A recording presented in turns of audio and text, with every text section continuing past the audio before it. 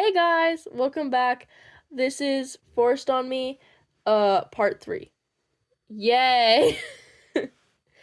This might be the last part for this. I don't know. Before I start, I'm gonna tell you guys that I'm on call with Nat. So if I just start randomly dying laughing, it's probably because we're on call. That's all I have to say for that. She gave a thumbs up. So yeah, okay, I'm gonna shut up now and I'm gonna start reading. Okay. I woke up in a white room. Did Dad send me back to the lab? No, no, no. I can't go back there. It was bad enough the first time. I don't need to be here a second time. I sat up fast. I turned my head left and right, and to my relief, I was just in the nurse's office.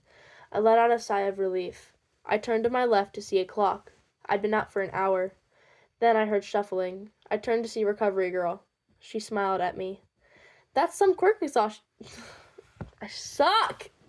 That's some quirk exhaustion you've got, Sonny, she said, handing me some gummies. I don't have a quirk, ma'am, I said, before taking the gummies. She raised an eyebrow at me. Well, then, do you know what happened to you? Because I've only seen quirk exhaustion knock someone out like that. I probably overexerted myself. I didn't really sleep last night, and the quirk apprehension test was pretty tiring. Not to mention the panic attack I had before one of the tests. My body probably couldn't take that much, I said, shrugging. It was a pretty good explanation. I wasn't completely lying either.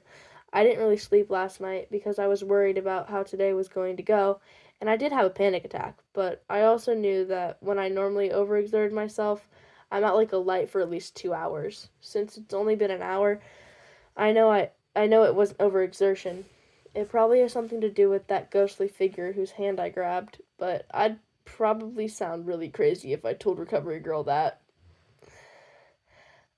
Okay, well, if you're up to it, I think you'd be able to return to your classes, but you can't overexert yourself any more than you already have. Also, if you just want to stay here and rest, you can do that too, she said, looking me in the eyes. I nodded.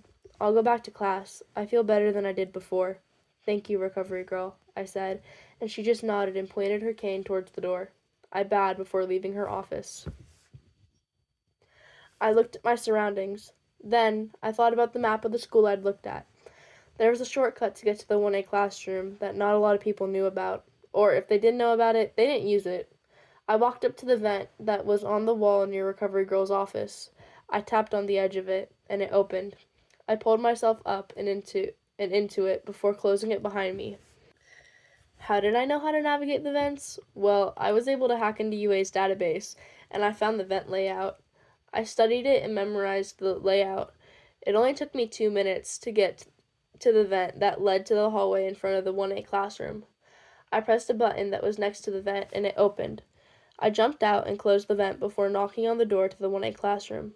President Mike opened the door. Ah, you must be Izuku, he said, smiling brightly. Come on in, little listener. I smiled and walked through the door. I quickly made my way to my seat in the silent classroom. I quickly pulled my notebook out of my bag once I sat down. Once I was all set, I looked up and realized everyone was staring at me.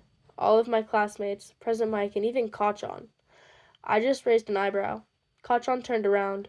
I looked at President Mike with the same expression, and he just smiled before continuing to talk about whatever it was he had been talking about before I came in. I'll just get the notes from Hitoshi since all of the first years have the same curriculum except for hero students having heroics class. Once English was over, ectoplasm came in for math. I noticed him sending me a worried glance, and when I just raised an eyebrow at him, he looked away as fast as he could. That's basically how the rest of my classes went before lunch. The other teachers I had before lunch were Cementos for modern literature and Midnight for art history. When the bell rang for lunch, I quickly packed up all my stuff, and right when I got to the door, Aizawa opened it. He looked at me, a tad bit shocked. Izuku, he drawled in his bored tone. Nezu and I need to talk to you. Fuck, what have I done? Did they already find out I'm working with my father? Was it something else? Is this because I passed out during the ball toss? Bell toss? What the fuck? Ball toss. Or is this because Aizawa was expelling me for being in last place? No, I couldn't have been in last place. I scored first or second in every test. What was this about? Izuku, Aizawa said, his hand squeezing my shoulder to ground me. I realized I had stopped breathing. I took a deep breath. Sorry, I said, my voice slightly ragged from not breathing. It's okay, Aizawa said, not moving his hand from my shoulder. Are you okay to go see Nezu, or do you need to go see Recovery Girl again? I didn't want to bother Recovery Girl again, so I said, no, I'm okay. Let's go see Nezu. Aizawa nodded, and he started leading me down a hallway towards Nezu's office. I realized he was taking a longer way. I appreciated it, since I didn't really feel like seeing Nezu any sooner than I had to. After a few minutes of walking, we made it to his office. Right as Aizawa was about to knock, the door opened. There you two are, Nezu exclaimed from his desk. Aizawa just sighed, nudging me into Nezu's office. You must be Midoriya. Shota here told me you like to be called Izuku. Is that right? Yes, I said, not taking a seat in the chair in front of Nezu's desk, since it reminded me of all the times I'd been in the principal's office for things I hadn't done. Why am I here? Ah, right, Nezu chirped, sliding a teacup towards me. Please, feel free to take a seat. I remained standing. Nezu didn't try any harder to get me to sit. Well, I've called you here today to talk about your little vet escapade. Shit, I forgot Nezu has cameras everywhere. How the fuck did I forget about that? Dad has cameras in just about every room in the house. I spent years hiding from those cameras. Why did I not try to hide from these cameras that I knew were there? Is it because Yue makes me feel safe? Sorry, Principal Nezu. I just knew that going through the vents would be a quicker route to the 1A classroom, and my legs were already pretty tired, so I decided to take that route. I know it's no excuse, but that's why I did it, I said, looking Nezu in the eyes. I'll probably be expelled today, so if I'm going to be expelled, I want to make sure I'm not expelled as a coward who can't even look an adult in the eyes. If you want to expel me, I totally understand. Nezu raised an eyebrow at that. Why would I want to expel you for showing me your talent? Nezu asked, tilting his head. Now it was my turn to be confused. Talent? What talent? Was he talking about my hacking skills? My hacking skills? I asked, eyebrows furrowed. Hacking skills? Nezu seemed confused now, but he was trying not to show it. I didn't know you knew how to hack. I was talking about the way you navigated the vents so easily. Oh shit. Yeah, I kinda hacked into UA's database and found a layout of the vents. That's how I navigated the vents. Sorry, I said, still not letting my gaze stray from Nezu's eyes. How did you hack into the database without me knowing? I have hundreds of firewalls and alert systems set up just for that, Nezu said, looking at me confused. Oh, I have several years of hacking experience. The firewalls you had set up at the beginning were easy to get through and fake that they were still up to the alert systems. And as I got through the harder firewalls, I had to think a bit harder, but I was still able to get through them all. Don't worry, I set them all back up again. Aizawa and Nezu were both looking at me in horror. Nezu, probably because he was mad at me for getting into UA's database, and Aizawa probably because he was pissed that his hero student knows how to hack. A villain's skill. Well, Aizawa said, breaking the tense silence and causing me and Nezu to look at him. Looks like you'll get to skip out on the hacking unit we have next semester. My eyes widened as I stared at him.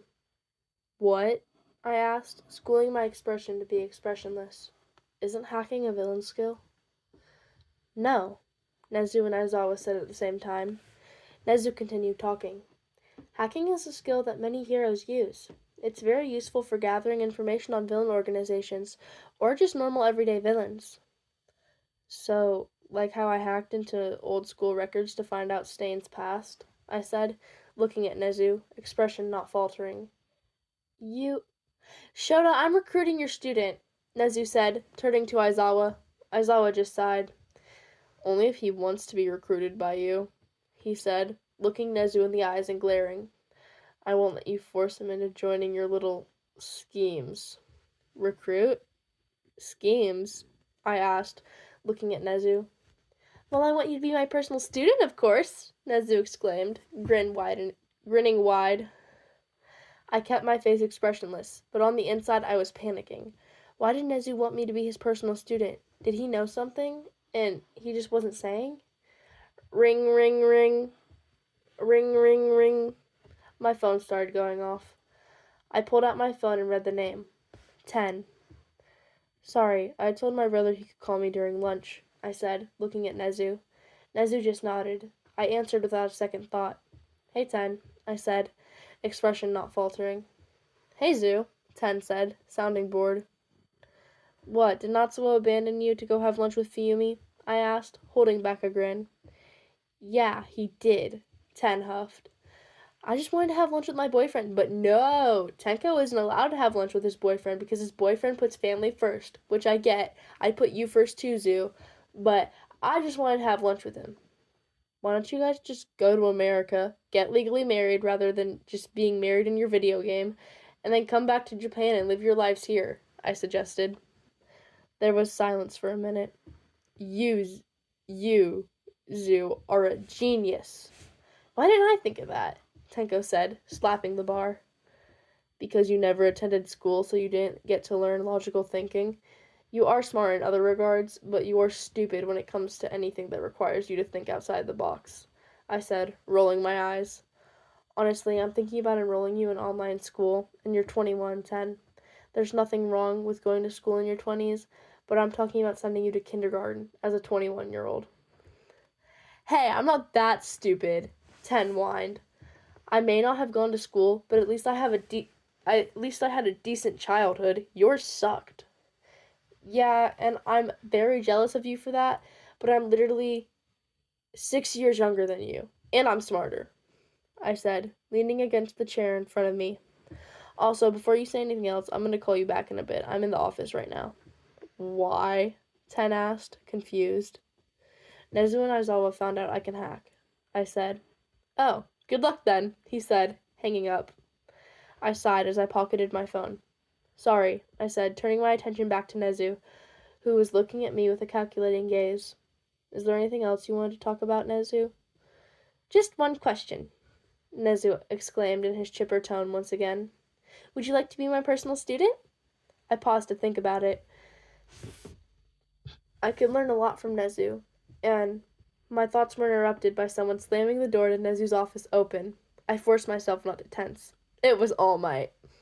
Nezu! He yelled, quickly making his way to Nezu's desk, seemingly not realizing me and Aizawa were in the room. You know the boy I told you about? That I offered my quirk to? Well, he's here. He's in 1A. I saw him when I was checking out what Aizawa was having his students do instead of going to the assembly, and I cut him off. Stop talking before you reveal any more government secrets, All Might, I said, glaring daggers into his skull since I knew he was talking about me. All Might's gaze snapped to me, and his eyes widened. He was in his skinny form, so it was pretty easy to see how surprised he was at seeing me. He then noticed Aizawa, and his eyes widened even more. You shouldn't talk about people when you think they're not around, I said, grimacing. From now on, if you have something to say about me, say it to my face, I said, making my way to the door before opening it and slamming it shut behind me. I made my way down the hallways. I walked towards the cafeteria as I pulled my phone out, again, unlocking it before pressing on one of the contacts to dial the number. Hello, the person on the other end said, their voice low and slightly gravelly. It's Shimura, I said as I continued to walk. I need you to send in the plans I sent you to AFO. On it, but why change your mind now? He asked, keys clacking on his keyboard as he sent the plans to AFO. AM, I said in a flat tone, my shoes stomping on the tiles of the hallway. Talking to Nezu behind my back, thinking I wasn't in the room. He's fucking annoying, so I decided that I'd give him the plans. Ah, I see, he said. Sorry that happened to you, kid. You've been through too much. I don't get why top heroes are such assholes. You'll be different, right, Shimura? Of course, Dabi, I said, smiling inwardly. Good luck, kid, Dabi said, a smile in his voice. Thanks. Talk to you soon, I said, hanging up and pocketing my phone right as I made it to the lunchroom. I opened the doors and I could feel Just about everyone's staring at me since no one normally came in this late to lunch on the first day of school. I walked over to Lunch Rush and got my lunch. He already knew I'd be late, apparently. Once I had my lunch, I made my way to where Hitoshi was sitting. He gave me an unimpressed look. I sat down across from him. "Where have you been?" Hitoshi asked, narrowing his eyes on me. "Nezu's office," I said, in an expressionless tone. "Why?" Hitoshi asked, eating some of his food. "I used the vents as transportation, and he found out. Now he wants me to be his personal student," I said, eating my own food. "Wow," Hitoshi said, leaning back in his chair. "Nezu never compliments anyone unless he thinks they deserve it. You are pretty smart if you were able to navigate the vents. I couldn't even do that." "When did you try?" I asked, smiling as I scrutinized him. "Over the summer," he said, not explaining any further. "Ah, right, it's because your dads are Aizawa and Present Mike, right?" I said, smirking as I caught Hitoshi off guard. "How? What?" he said, eyes wide. I giggled. "I'm a hero nerd. I've known they were married for years. I didn't know they had a kid until today, though. Before you ask me how I figured it out, President Mike wouldn't send a random student from general studies to watch the hero students participate in various tests unless the student already knew everything in the assembly because he told them." Hitoshi sighed and smiled. "You're a genius, Izuku." "Hey, so I said, leaning back in my chair as I took a sip of water. "Have you had English with your dad yet?" "Yeah." "Why?" Hitoshi asked, narrowing his eyes. "Could you, send me the notes? I came into class like an hour late, and I had no idea what was going on," I said, sitting up again. "Oh, yeah, you had to go to Recovery Girl's office. I forgot about that. Yeah, I can give you the notes," Hitoshi said, pulling a piece of paper out of his backpack. "Can I also get your number?" I asked, taking the paper from Hitoshi and pulling out my phone. "Huh? Oh, yeah, sure," Hitoshi said, picking up his phone from the table. He unlocked it. "Here," he said, handing me his phone as I gave him mine. We put in our numbers before handing the phones back. "You want to know something?" I asked, taking a picture of the notes. Hitoshi hummed. "You're my first real friend to give me your number. I have Kachan's number, but I don't think we're really friends after our past. And I only have his number because his mom gave it to me just in case of emergencies."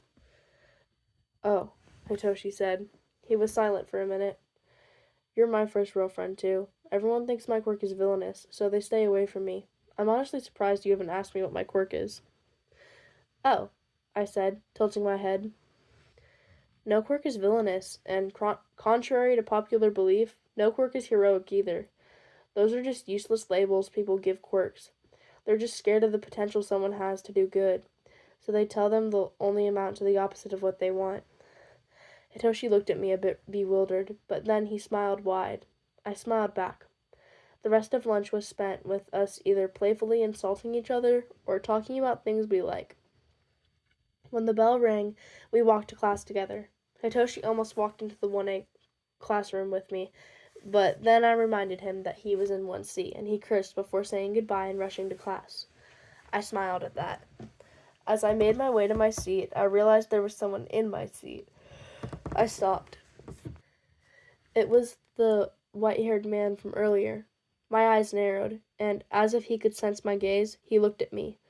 Emerald green eyes met viridian green. The man just smiled and floated out of my seat. "He's a ghost." Holy shit, he's a ghost!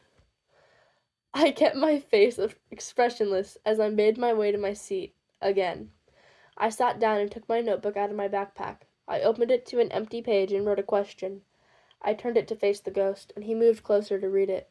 The question was, "What's your name, and how can I see you?" The ghost smiled at me.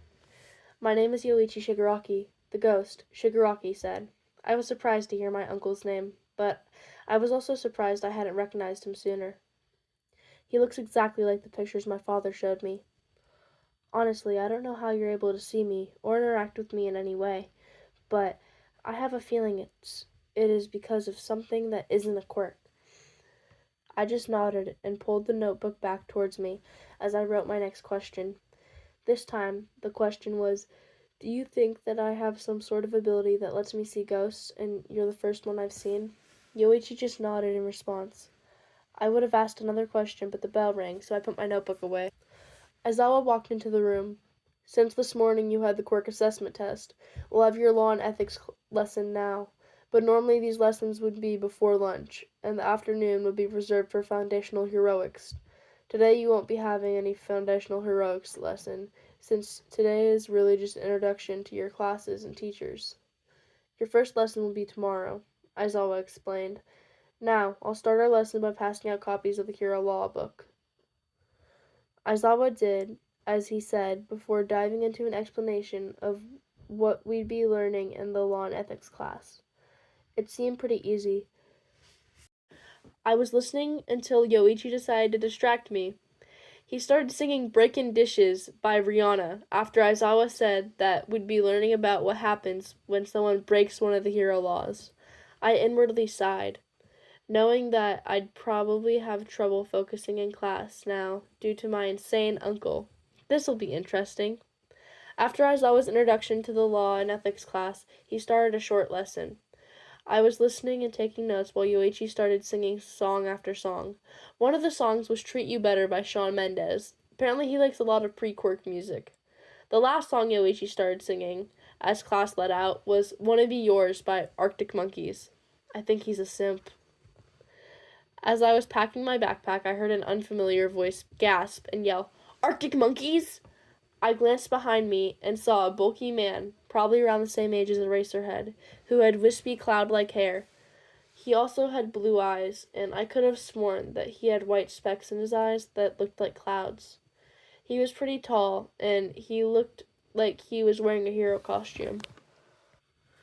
I saw he had a badge, a badge-like circle on his tan jacket that said Loud Cloud in bright yellow letters. I love Arctic Monkeys, the man said, his eyes bright with excitement. He was making his way towards me, but I could tell he was wanting to talk to Yoichi, so I went back to packing my stuff as I listened to their conversation. They're such great singers. They're like my favorite pre-quirk singers, Yoichi said, excitedly. They are so good. They're like my second favorite pre-quirk singer, though, the blue-haired man said. Who's your favorite pre-quirk singer, then? Yoichi asked, genuine curiosity in his tone. Oh, Sabrina Carpenter is easily my favorite, the man said, laughing slightly.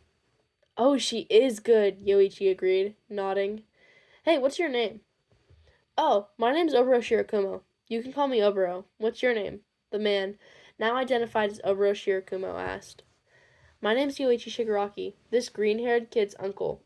It's nice to meet you, Oboro, Yoichi said, ruffling my hair with his cold, ghostly hand. I shivered.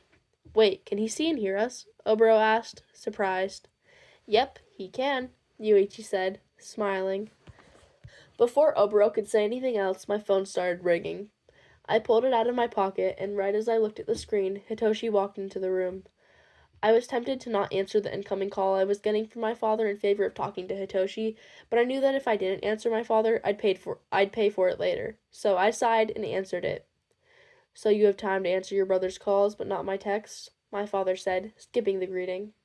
Sorry that I wanted to talk to someone who wouldn't put me down and make me feel like I'm the scum of the earth. I also didn't check my texts, I said, and the entire room went silent. This is no way to talk to your dad, he said, anger in his voice. You're right. This is no way for someone to talk to their dad. Luckily, I'm just talking to my sperm donor, not my dad, because a dad is someone who loves and cares for their children. I don't see you doing that, I said, my tone cold as I spoke. Izuku, he roared, fist slamming down on something. What, Hisashi? I said, a challenge in my voice. If you have something to say, it's not good to bite your tongue. Say it. You're a worthless piece of shit. You were never supposed to be born. The least you can do in your pathetic and useless life is respect me, he yelled. Ah, there's the usual deprecation I'm used to. Go fuck yourself, I said, before hanging up on him and pocketing my phone. Then I slung my backpack over my shoulder and left the room. Everyone was silent in my wake. At least things will be better at home since Mom's off of work today, and Hisashi won't be home. That's the end of the chapter. Yay! I finished it in 3 parts. Okay. Yeah, Izuku just said, go fuck yourself to his father. That's amazing. I love that. That's like my favorite part. Um, anyways, this was only like 24 minutes. That's amazing. Yay! Um, hey Nat, what did you think of it? She says it's very slayful. Yay! Okay. Well, I think I don't think I have anything else to say. So, bye guys.